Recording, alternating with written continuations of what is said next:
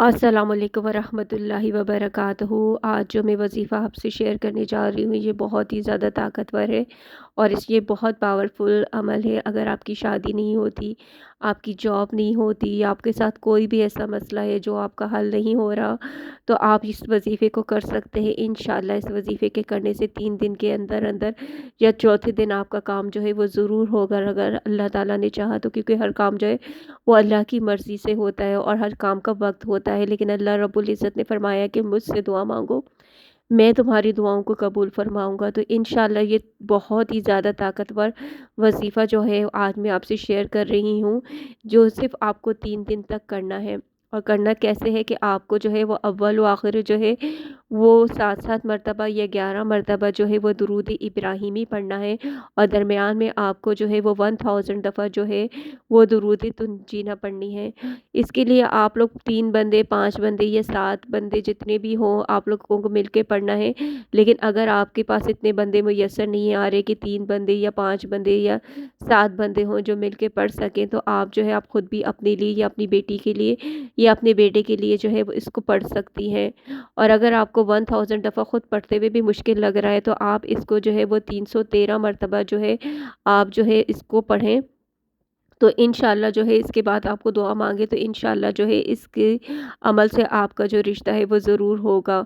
और इसके साथ साथ जो है आपको एक काम और करना है कि हज़रत मूसा अलैहिस्सलाम की जो दुआ है, रब्बी इन्नी लिमा अंज़लता इलैया मिन खैरिन फ़कीर, आपका जो बच्चा है उसको ख़ुद को पढ़ना है, चाहे वो बेटा हो या बेटी हो। अगर दुरूद तंजीना का वज़ीफ़ा आप ख़ुद कर रहे हैं तो आप ये वाली दुआ अपने बच्चों को बोलें कि वो ख़ुद पढ़ें अपने लिए।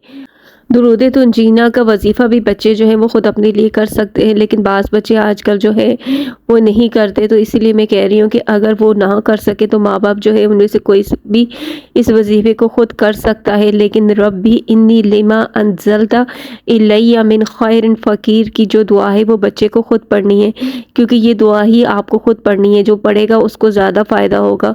तो इसके साथ साथ आप अपने बच्चों को बोलें कि वो इस्तिग़फ़ार करें, तो इंशाअल्लाह जो है उनका रिश्ता जो है वो ज़रूर बिल ज़रूर होगा। 3 दिन के अंदर अंदर जो है इस अमल से जो है मैंने खुद जो है लोगों को जो है काम होते हुए देखे हैं। ये बहुत ही आज़मूदा अमल है, तो इंशाअल्लाह इस अमल से जो है आपका काम ज़रूर होगा, चाहे वो किसी भी नौइयत का हो।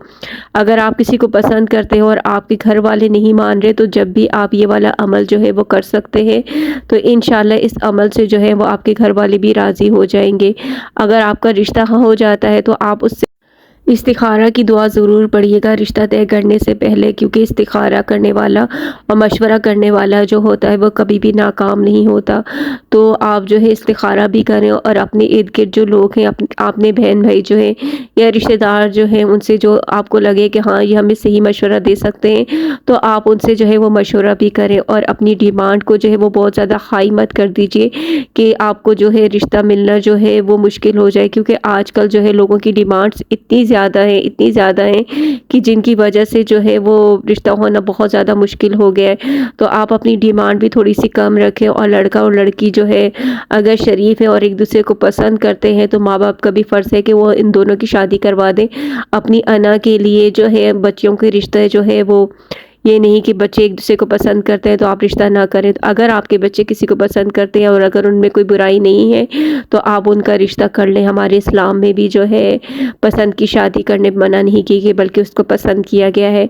तो आपके बच्चे अगर किसी को पसंद करते हैं तो आप पहले जो है उनको देख लें। अगर आपको भी पसंद आते और आपको उनमें कोई कमी नहीं लगती तो आप अपने बच्चों का रिश्ता वहाँ पे कर सकते हैं।